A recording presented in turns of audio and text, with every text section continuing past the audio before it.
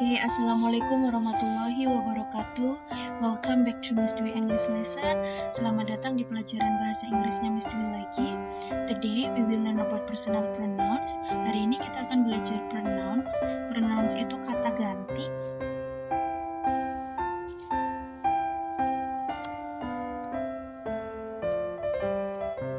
Nah, hari ini kita akan belajar 3 kata ganti.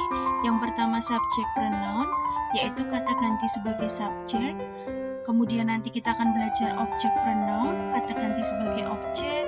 Kemudian possessive pronoun, kata ganti kepunyaan. Jadi sama seperti dalam bahasa Indonesia, subjek itu adalah pelaku. Cara mudahnya mengetahui dia subjek atau tidak, biasanya letaknya di depan kata kerja atau di depan to be. Contohnya, Andi makan kerupuk. Andi letaknya di depan, makan kata kerja ada di depan kata kerja, berarti Andi sebagai subjek. Subjek pronoun, kata ganti sebagai subjek ada I, you, they, we, he, she, it. I saya, you kamu, they mereka, we kami, he dia laki-laki, she dia perempuan, it untuk kata ganti benda. Nah, maksudnya kata ganti itu gimana, Miss? Dari contoh kalimat tadi, Andi makan kerupuk. Andi dia laki-laki, tunggal, berarti bisa diganti dengan he. Nah, ini yang dimaksud dengan kata ganti. Miss Dwi kasih contohnya. Mr. Rudy, Pak Rudy, dia laki-laki, bisa diganti dengan he. Mrs. Nita, Bu Nita, dia perempuan, bisa diganti dengan she. Nadia and I, Nadia dan saya, bisa diganti dengan we, kami. Nadia, Nanda, dan Amira, bisa diganti dengan they, mereka. Buku cuma satu, tunggal, bisa diganti dengan it. Kalau bukunya 5 gimana, Miss? Kalau dalam bahasa Inggris, kita pakai cara mudah dulu, nanti ada materinya lagi tentang plural, benda-benda jamak. Nah, kalau bukunya 5 books, di belakangnya ada S-nya, atau di belakangnya ada ES. Kalau bukunya lebih dari 1, dia nggak bisa diganti dengan it, tapi digantinya dengan they. Jadi they bisa untuk orangnya lebih dari 1 nih, contohnya Nadia, Nanda, Amira. Bisa untuk bendanya lebih dari 1. Oke. Next, open your worksheet page 19. Coba dibuka LKS-nya halaman 19. Let's see the activity 1. Kita lihat activity 1. Tugas kalian adalah mengganti mengganti subjeknya dengan kata ganti sebagai subjek. Contoh nomor 1, my father is a teacher.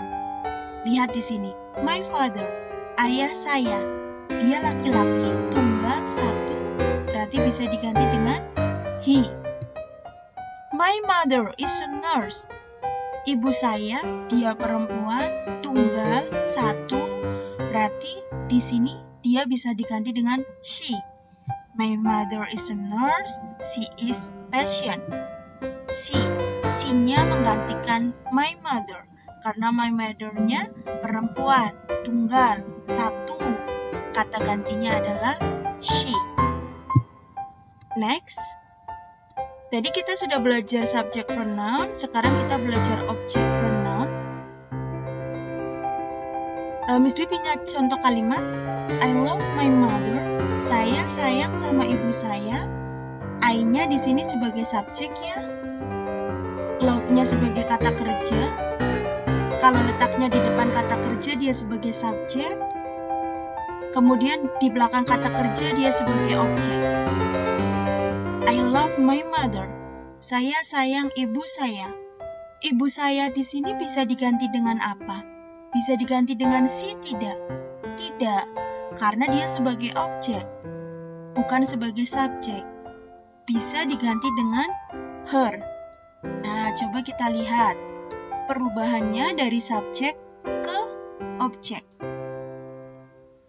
Dari subjek I menjadi objek, dia berubah jadi me, you tetap you, they jadi them, we jadi us, he jadi him, she jadi her, dan it tetap it. Contoh, masih di halaman 19, sekarang yang activity 2. I love my father and mother. Saya sayang ayah saya dan ibu saya.